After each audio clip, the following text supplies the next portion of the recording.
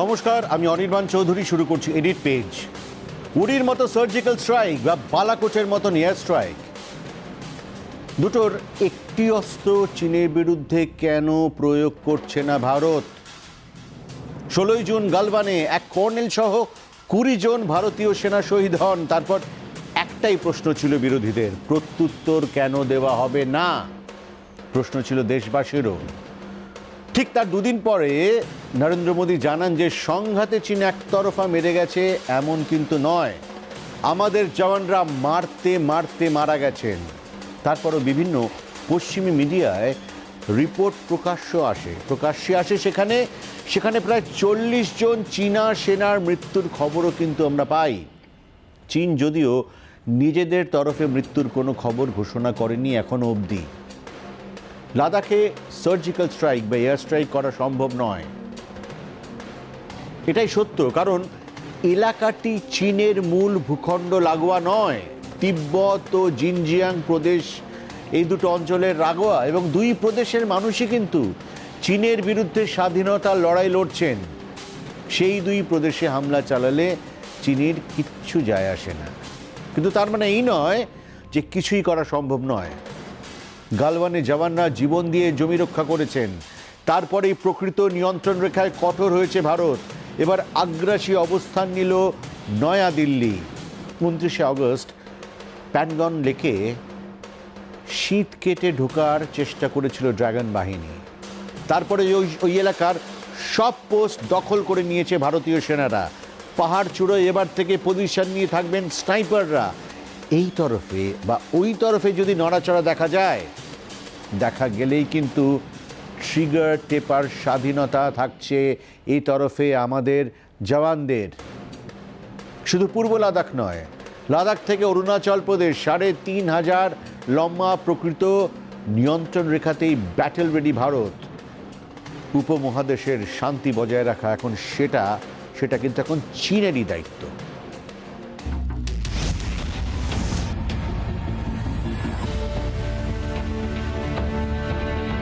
প্রতিপক্ষ নীতির ধার ধারে না, একতরফা ভদ্রতা দেখে কি লাভ? চীনকে হানাদার ও শত্রু মনে করে লাদাখে আগ্রাসী হলো ভারত। প্যানগং লেকের উত্তর দিকে 8টি শৈলশিরাকে সামরিক পরিভাষায় 8টি আঙুল বলা হয়। শৈলশিরায় পাহাড়চূড়ায় গুরুত্বপূর্ণ পজিশন দখল করে নিয়েছে ভারতীয় সেনারা। ওই অবস্থান থেকে চীনের সমস্ত সক্রিয়তার দিকে পরিষ্কার নজর রাখা যাবে। ভারত ও চীনের সমঝোতা অনুযায়ী নিয়ন্ত্রণ রেখায় আগ্নেয়াস্ত্র ব্যবহার হয় না। দুই দেশের সেনারা বড়জোর হাতাহাতি করে, কিন্তু 16 জুন রাতে গালওয়ানে কাঁটা লাগানো লাঠি, কুকরি ও মুগুর দিয়ে ভারতীয় সেনাদের উপর হামলা চালিয়েছিল ড্রাগন সেনা। তাই সৌজন্যের বাতাবরণ আর নেই। চীনকে শত্রু হিসেবে বিবেচনা করতে শুরু করেছে ভারত। 29শে আগস্ট রাতে প্যানগংয়ে জমি চুরির চেষ্টা করে চীন। ভারতীয় সেনার সক্রিয়তায় ড্রাগন সেনা 1 ইঞ্চিও এগোতে পারেনি। তারপরেই সামরিক স্তরে সিদ্ধান্ত হয়ে যায় স্থিতাবস্থা আর নয়, এবার চীনকে চাপে রাখতে ভারতকেও পদক্ষেপ করতে হবে। রাতের অন্ধকারে ফিঙ্গার 4 দখল করে নিয়েছে ভারতীয় সেনা। পর্বত শিখর দখলে প্রশিক্ষিত বাহিনীকে নিয়োগ করা হয়েছিল। টানা 6 ঘন্টা পাহাড় চড়ে বিনা যুদ্ধে জয় এনে দিয়েছেন জওয়ানরা। এর ফলে ভারতের লিঙ্ক রোড ও সাপ্লাই লাইনগুলি সুরক্ষিত হলো। চীন চোরের মতো শীত কাটে। ভারত ফিঙ্গার 4 দখলের পরেই নিজের অবস্থান স্পষ্ট করে দিয়েছে। ঠিক যেভাবে সার্জিক্যাল স্ট্রাইক ও এয়ার স্ট্রাইকের পর ভারত তা ঘোষণা করে দিয়েছিল, ফিঙ্গার 4-এর খবরে বেইজিংও হকচকিয়ে গিয়েছে। প্রত্যুত্তরের প্রস্তুতি নিচ্ছে তারা। চীনের বিদেশ মুখপাত্রের দাবি, নিজে অপরাধ করে নিরপরাধ সাজছে ভারত। যদিও করোনা ও সম্প্রসারবাদের জন্য গোটা বিশ্বের চোখে চীনই এখন অপরাধী। লাদাখ সংঘাতে খোলাখুলিভাবে ভারতের পাশে দাঁড়িয়েছে আমেরিকা। চীন জমির অবাস্তব দাবি করছে বলে অভিযোগ ট্রাম্প প্রশাসনের। অর্থাৎ কূটনৈতিকভাবে ভারতের উপর চাপ প্রয়োগের অবস্থায় চীন নেই। সামরিকভাবে কি চীন প্রত্যাঘাত করতে পারবে? চীনের ক্ষমতা খতিয়ে দেখে বহু আগেই ব্যবস্থা নিয়েছে ভারত। এপ্রিলে প্যানগং লেকে পর্বতারোহী বাহিনী পাঠিয়ে দেওয়া হয়। আলোচনা ব্যর্থ হলে একাধিক বিকল্প ব্যবস্থার রাস্তা খোলা ছিল। চীন পিছোতে রাজি না হওয়ায় ভারতীয় সেনাও এগিয়ে গেছে। নিয়ন্ত্রণ রেখার মধ্যে গুরুত্বপূর্ণ অংশ দখল করছে ভারত। ভারতের সন্দেহ প্রত্যাঘাত করতে অরুণাচল প্রদেশে হামলা চালাতে পারে চীন। এই ভারতীয় রাজ্যকেও দক্ষিণ তিব্বত বলে দাবি করে বেইজিং। অরুণাচলের আনজাও জেলায় যুদ্ধকালীন তৎপরতা দেখিয়েছে ভারতীয় বাহিনী। পার্বত্য যুদ্ধে প্রশিক্ষিত সেনা, কামান, ট্যাঙ্ক, গোলাবারুদ অরুণাচলের গ্রামে গ্রামে পৌঁছে গেছে। যদিও চীনের তরফে এখনো কোনো সামরিক সক্রিয়তা দেখা যায়নি, তবে ড্রাগনকে বিশ্বাস নেই। ব্যুরো রিপোর্ট, জি24 ঘন্টা। টিভি স্ক্রিনে যে ছবিটা দেখছেন এখন তা প্রতিরক্ষা মন্ত্রীর মস্কোয় পৌঁছানোর ফুটেজ। রাজনাথ সিং নিজের টুইটার হ্যান্ডেলে ভিডিওটি শেয়ার করেছেন। রাজনাথের মস্কো যাওয়াটা কিন্তু দুদিক দিয়েই গুরুত্বপূর্ণ। 15ই জুন গালওয়ানে সংঘর্ষ হয়, ঠিক তারপরে মস্কো গিয়েছিলেন রাজনাথ সিং রাশিয়ার বিজয় প্যারেডে অংশ নিতে। চীনের প্রতিরক্ষা মন্ত্রীও রাশিয়া গেছিলেন, কিন্তু রাজনাথের সঙ্গে তার কথা হয়নি। এবার সাংহাই কোঅপারেশন অর্গানাইজেশনের বৈঠকে যোগ দিতে রাশিয়া গেছেন রাজনাথ। 8টি দেশের সংগঠন SCO, সেই সম্মেলনে পাকিস্তান ও চীনের প্রতিরক্ষা মন্ত্রীও যোগ দেবেন। দুবারই রাজনাথ এমন সময় মস্কো গেলেন যখন চীনের সঙ্গে সীমান্ত সমস্যা নিয়ে জেরবার ভারত। গত সফরেও রাজনাথের সঙ্গে রুশ প্রতিরক্ষা মন্ত্রীর একান্ত বৈঠক হয়েছিল, এবারও হবে। মাত্র 2.5 মাসের ব্যবধানে দুই প্রতিরক্ষা মন্ত্রী বৈঠক, তাদের বৈঠকটা কিন্তু বেশ তাৎপর্যপূর্ণ। গতবার প্রতিরক্ষা সরঞ্জাম কেনা নিয়ে আলোচনা হয়েছিল, এবার কি নিয়ে কথা হবে? অবশ্যই চীনকে চাপে রাখতে রাশিয়াকে পাশে চাইবে ভারত। চীনের মতো শক্তিশালী শত্রুর বিরুদ্ধে কূটনৈতিক সমর্থন থাকাটা জরুরি। চীনের উত্তর দিকের প্রতিবেশী রাশিয়া, এই পরিস্থিতিতে ভারত রাশিয়া কথা নিশ্চিতভাবে বেজিংকে অস্বস্তিতে রাখবে। কারণ আমেরিকা ও ফ্রান্স খোলাখুলিভাবে ভারতকে সমর্থন জানিয়ে দিয়েছে। এবার রাশিয়াও ভারতের দিকে ঝুঁকলে চীন কূটনৈতিক দিক দিয়ে ঘেরাও হয়ে যাবে। তলে তলে পরিস্থিতি সম্ভবত তাই হয়ে রয়েছে, কারণ চীনের বিরুদ্ধে সর্বাত্মক আগ্রাসী নীতি নিয়েছে ভারত। আর জওয়ানদের মনোবল অটুট রাখতে লাদাখে পৌঁছেছেন সেনাপ্রধান জেনারেল মনোজ মুকুন্দ নরভানে। বায়ুসেনা প্রধান এয়ার চিফ মার্শাল RKS ভাদৌরিয়াও সিকিম অরুণাচলের বিমান ঘাঁটি পরিদর্শন করেছেন। গালওয়ানের রক্তারক্তি কোনো ভুল বোঝাবুঝি ছিল না। চীন পরিকল্পনা করেই জমি দখল করতে এসেছিল। প্যাংগং লেকে অনুপ্রবেশের চেষ্টায় ফাঁস হয়ে গেল চীনের অভিসন্ধি। 1960 সালের পুরনো অবস্থান থেকেও সরে যাচ্ছে চীন। 1960 সালে যা দাবি ছিল তার থেকেও বেশি জমি দাবি চীনের। প্যাংগং লেকের উত্তর ও দক্ষিণেও অতিরিক্ত জমি চাইছে চীন। চীনের জমির দাবিকে অবাস্তব বলে ইতিমধ্যে তোপ দেখেছে আমেরিকা। শি জিনপিং এর সর্বগ্রাসী খিদে মনে পড়িয়ে দিচ্ছে হিটলারকে। দ্বিতীয় বিশ্বযুদ্ধের আগে হিটলার এভাবেই বিশুদ্ধ আর্য জাতির জন্য জমি দাবি করতেন। সামরিক বিশেষজ্ঞরা বলছেন, গায়ের জোরেও চাপ সৃষ্টি করে প্রকৃত নিয়ন্ত্রণ রেখাকে আরও পশ্চিমে ঠেলে দিতে চায় চীন। এপ্রিল ও মে মাসে দুই দেশ 5 দফা সামরিক বৈঠক করেও বরফ গলাতে পারেনি, বরং সামরিক উদ্দেশ্য নিয়ে এপ্রিল থেকেই লাদাখের দিকে এগোচ্ছে ড্রাগন বাহিনী।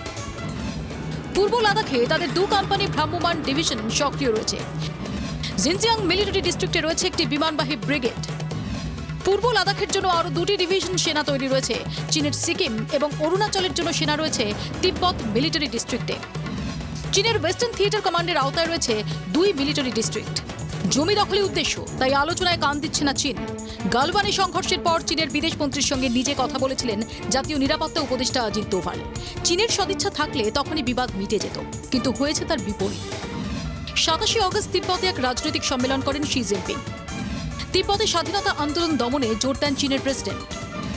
তিব্বতের শিখরে সমাজতন্ত্রের আদর্শ পৌঁছে দেওয়ায় জোর দেন তিনি। তিব্বত চীনের অংশ, সেখানকার রাজনৈতিক কাঠামোয় যে কোনো পরিবর্তনের স্বাধীনতা বেজিংয়ের রয়েছে, কিন্তু তিব্বতে চীন বদল আনছে লাদাখ দখলের অভিসন্ধি নিয়ে। একইভাবে হংকংয়ের ওপরও জোর করে অন্যায় আইন চাপিয়ে দেওয়া হয়েছে। এই সবই একটি গ্র্যান্ড প্ল্যানের অংশ। পাল্টা কৌশল নিয়েছে ভারতও। চীনের 200টিরও বেশি অ্যাপ ভারতে নিষিদ্ধ করা হয়েছে। দক্ষিণ চীন সাগরে চতুর্দেশীয় সমঝোতায় যোগ দিয়েছে ভারত। চীন নির্ভরতা কাটিয়ে আত্মনির্ভর ভারতের উদ্যোগ নেওয়া হয়েছে। চীনের তেল আমদানির পথ বন্ধে চীন সাগরে যুদ্ধ জাহাজ পৌঁছেছে। বিশেষজ্ঞরা বলছেন এবার সামরিক দৃষ্টিভঙ্গিতেও বদল আনতে হবে। এতদিন পাকিস্তানকে মাথায় রেখেই যাবতীয় সামরিক পরিকল্পনা করত ভারত। ভারতীয় সেনার 3টি স্ট্রাইক কোরই রয়েছে পশ্চিম সীমান্তে। এবার প্রকৃত নিয়ন্ত্রণ রেখায় অন্তত একটি স্ট্রাইক কোর রাখার কথা ভাবা হচ্ছে। চীন সীমান্তে সড়ক পরিকাঠামো উন্নয়ন দ্রুত শেষ করার উপর জোর দেওয়া হয়েছে। আলোচনা ব্যর্থ হলে চীনের সঙ্গে সামরিক সংঘাতে যেতে দ্বিধা করবে না ভারত, জানিয়ে দিয়েছেন প্রতিরক্ষা প্রধান বিপিন রাওয়াত। ব্যুরো রিপোর্ট, জি24 ঘন্টা। প্রধানমন্ত্রী নরেন্দ্র মোদীর টুইটার হ্যান্ডেল আজ হ্যাক হয়ে গিয়েছে। সাইবার দস্যুরা তার অ্যাকাউন্টে ঢুকে 2টি টুইট করে গেছে। চোর ধরা পড়েনি, তবে এটা চীনের হ্যাকারদের কাজ হতেই পারে। প্যানগং লেকে সেখানে গালে থাপ্পড় খেয়েছে বেইজিং। হয়তো হ্যাকার দিয়ে পাল্টা বার্তা দেওয়ার চেষ্টা করছে, হয়তো সাইবার যুদ্ধেও আহ্বান। এটা ঠিক যে সাইবার যুদ্ধে চীন বেশ পারদর্শী। গোটা বিশ্ব চীনাদের সাইবার দস্যু হিসেবেই চেনে। বেজিংয়ের হাতে প্রায় লক্ষাধিক হ্যাকারের এক বাহিনী রয়েছে। আবার এটাও ঠিক যে তথ্য প্রযুক্তি চীনের সবচেয়ে বড় দুর্বলতা এবং চীনের সবচেয়ে বড় ব্যবসা। চীনের সেই দুর্বল স্নায়ুতে ঘা দিয়েছেন প্রধানমন্ত্রী নরেন্দ্র মোদী। পাবজি সহ শতাধিক চীনা অ্যাপ ব্যান করে দেওয়া হয়েছে এবং এই নিয়ে নিষিদ্ধ অ্যাপের সংখ্যা কিন্তু বেড়ে গেল 200-রও বেশি। প্রথমে 59টি, তারপর এক ঝটকায় 118টি, সব মিলিয়ে 224টি চীনা অ্যাপ নিষিদ্ধ করল ভারত। সাম্প্রতিকতম সংযোজন পাবজি, যা ব্যবহার করেন ভারতের প্রায় 5 কোটি মানুষ। কিন্তু সীমান্ত ছেড়ে কেন এই ডিজিটাল স্ট্রাইক? বিশেষজ্ঞরা বলছেন প্রথাগত যুদ্ধের থেকেও ভয়ানক হল সাইবার লড়াই। দেশের তথ্য হাতাতে অ্যাপের ফাঁদ পেতে রেখেছে চীন। সেই সব অ্যাপ দিয়েই তথ্য চলে যাচ্ছে ভিন দেশে। আর যার হাতে যত বেশি ডেটা, এই মুহূর্তে সেই সব থেকে বেশি শক্তিশালী বলে মনে করা হয়। তাই ডেটা চুরি রুখতেই প্রয়োজন অ্যাপের রাস্তা বন্ধ করা। চীনা পরিকাঠামো ব্যবহার করা হয়েছে মূলত শক্তি, টেলিকম ও আর্থিক ক্ষেত্রে। ফলে এই ক্ষেত্রগুলির দিকে বিশেষ নজর দেওয়া প্রয়োজন বলে মনে করেন বিশেষজ্ঞরা। যোগাযোগ ও শক্তি ক্ষেত্র দিয়েই প্রধানত শীত কাটা শুরু করে চীনা সংস্থাগুলি। তারপরই নাক গলাতে শুরু করে আর্থিক সংস্থাগুলিতে। ফলে স্ক্যানারে থাকবে এই সব ক্ষেত্র, তবে রকম ফের থাকবে নজরদারির ধরনে। আর এই কাজেই প্রথম পদক্ষেপ হলো অ্যাপ নিষিদ্ধ করা, বলছেন বিশেষজ্ঞরা। বেশ কয়েকটি চীনা অ্যাপ রয়েছে শুধু নজরদারির জন্যই। একাধিক সরকারি ও বেসরকারি দপ্তরে তার ব্যবহারও হয়ে এসেছে। গালওয়ান পরবর্তী পরিস্থিতিতে সেই সব সংস্থা চলে এসেছে নজরে। কিন্তু অ্যাপ ব্যান করলে কি মিটবে সমস্যা? বিশেষজ্ঞদের একাংশ বলছেন বিকল্প ব্যবস্থা না করে হঠাৎ নিষিদ্ধ করলে দেখা দিতে পারে আরেক সমস্যা। চোরা পথে নিষিদ্ধ অ্যাপের ক্লোন ব্যবহারের প্রবণতা বাড়তে পারে। সেটা নিরাপত্তা প্রশ্নে অন্য বিপদ ডেকে আনতে পারে। করোনা পরিস্থিতিতে অনেক ক্ষেত্রেই ঘরবন্দি মানুষ। আনলকে একটু একটু করে ছন্দে ফেরার উদ্যোগ শুরু হয়েছে। আর এই পরিস্থিতিতে ফিশিং মেলকে হাতিয়ার করে একেবারে ঘরে ঢুকে পড়তে পারে বিপদ। কোভিড আবহে সবথেকে বেশি চাপ পড়েছে স্বাস্থ্যক্ষেত্রে। বিশেষজ্ঞদের আশঙ্কা এই ক্ষেত্রটিকে টার্গেট করতে পারে চীনা হ্যাকাররা। এখানেই শেষ নয়, নিশানায় থাকতে পারে শিক্ষাক্ষেত্র। আর এইসব জায়গা থেকে তথ্য হাতাতে হ্যাকারদের হাতিয়ার হতেই পারে বিভিন্ন অ্যাপ। গোয়েন্দা সংস্থার মতে এই অ্যাপগুলো ভারত থেকে তথ্য সংগ্রহ করে দেশের বাইরে সেগুলো চালান করছে। ফলে চীনা অ্যাপ আপনার ব্যক্তিগত তথ্যের সুরক্ষার ক্ষেত্রেও বিপজ্জনক হতে পারে। জুন থেকে এ যাবৎ ব্যান হয়েছে 224টি চীনা অ্যাপ। ভারতের মতো বিশাল বাজার হাতছাড়া হলে সমূহ বিপদ, সেটা ভালোই বুঝতে পারছে বেজিং। কিন্তু তারপরেও প্যানগংয়ে কমছে না বেয়াদবি। তাহলে কি নরমে গরমে পরিস্থিতি সামাল দেওয়ার চেষ্টায় চীন? ব্যুরো রিপোর্ট, জি24 ঘন্টা। মনকে সংযত করা আর বাতাসকে পাত্রে কয়েদ করা সমান কঠিন। গীতায় শ্রীকৃষ্ণকে বলেছিলেন অর্জুন। তবে এবার বাতাস যেচে ধরা দিতে পারে। মাওবাদী শীর্ষ নেতা গণপতি ছত্তিশগড়ের জঙ্গলে বাতাসের মতোই তিনি অদৃশ্য হয়ে চলাফেরা করেন। সেই গণপতি নাকি আত্মসমর্পণ করতে পারেন। মুপল্লা লক্ষণা রাও ওরফে গণপতি সিপিআই মাওবাদী সংগঠনের প্রাক্তন সাধারণ সম্পাদক। 3 দশক ধরে তার নাগাল পায়নি কেন্দ্রীয় বাহিনী থেকে 3 রাজ্যের পুলিশ কেউই। ছত্তিশগড়ের গভীর জঙ্গলে অবাধে ঘুরে বেরিয়েছেন মাওবাদী নেতা। 8-এর দশকে সিপিআইএমএল জনযুদ্ধ গোষ্ঠী তৈরি করেন কোডাপল্লী সীতারামাইয়া। সীতারামাইয়ার হাত ধরেই করিমনগর জেলার গণপতি সিপিআইএমএল এ যোগ দেন। সম্পন্ন কৃষক পরিবারের সন্তান গণপতি বিজ্ঞানে স্নাতক, শিক্ষকতা করতেন। অন্ধ্রের কৃষক আন্দোলন থেকেই ধীরে ধীরে গেরিলা জীবনে প্রবেশ করেন। 2004 সালে জনযুদ্ধ গোষ্ঠী এবং মাওয়িস্ট কমিউনিস্ট সেন্টারের সঙ্গে যুক্ত হয়ে যান। নতুন সংগঠন সিপিআই মাওবাদীর শীর্ষস্তরের নেতা হয়ে ওঠেন গণপতি। গণপতির হাত ধরেই পশ্চিমবঙ্গের জঙ্গলমহল পর্যন্ত ছড়িয়েছিল মাওবাদী সংগঠন। 2018 সাল পর্যন্ত সিপিআই মাওবাদীর সাধারণ সম্পাদকের দায়িত্বে ছিলেন গণপতি। তবে গত 2 বছরে গণপতির স্বাস্থ্য অনেকটাই ভেঙে গেছে। শরীর অশক্ত, ডায়াবেটিস ও বাতের ব্যথায় ভুগছেন 74 বছরের নেতা। খবর ছড়িয়েছে অসুস্থ গণপতি এখন আত্মসমর্পণ করতে চান। তেলেঙ্গানার মুখ্যমন্ত্রীর কাছে বার্তা পাঠিয়েছেন গণপতি। আত্মসমর্পণের শর্ত হিসাবে কিছু দাবিও রেখেছেন তিনি। কিন্তু গণপতি কেন আত্মসমর্পণ করবেন? মহারাষ্ট্র, তেলেঙ্গানা ও ছত্তিশগড়ের গোয়েন্দারা বলছেন তার যথেষ্ট কারণ রয়েছে। প্রথম কারণ, ছত্তিশগড়ের জঙ্গলে চিকিৎসার সুবিধা নেই।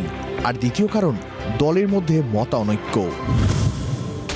গণপতির জায়গায় মাওবাদী সাধারণ সম্পাদক হয়েছেন নাম্বালা কেশব রাও। নাম্বালা কেশব রাও ওরফে বাসবরাজ সামরিক দিক দিয়ে আগ্রাসী। নীতিগত প্রশ্নে গণপতির সঙ্গে বারবার মতান্তর হয়েছে বাসবরাজের। সেই কারণেই কি গণপতি আত্মসমর্পণ করতে চান? মাওবাদীদের মধ্যে এই নিয়ে জল্পনা ছড়িয়েছে। গণপতির আত্মসমর্পণের ইচ্ছা প্রকাশ কি আদৌ সত্যি খবর?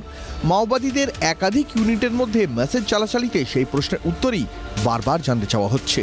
কিন্তু গণপতির পক্ষেও আত্মসমর্পণ করা সহজ নয়। গণপতির মাথার ওপর কয়েক কোটি টাকার পুরস্কার রয়েছে। 100টিরও বেশি রাষ্ট্রদ্রোহের মামলা রয়েছে গণপতির বিরুদ্ধে। আত্মসমর্পণ করলেও বাকি জীবন জেলেই কাটাতে হবে তাঁকে। এই অনিশ্চয়তা মাথায় নিয়ে কি গণপতি আত্মসমর্পণ করবেন? মাওবাদীরা অবশ্য তা মনে করেন না। তারা সন্দেহ করছেন গণপতি হয়তো ইতিমধ্যেই ধরা পড়েছেন। এবার সংগঠনের মনোবল ভাঙতে আত্মসমর্পণের নাটক সাজানো হচ্ছে। ব্যুরো রিপোর্ট, জি 24 ঘন্টা।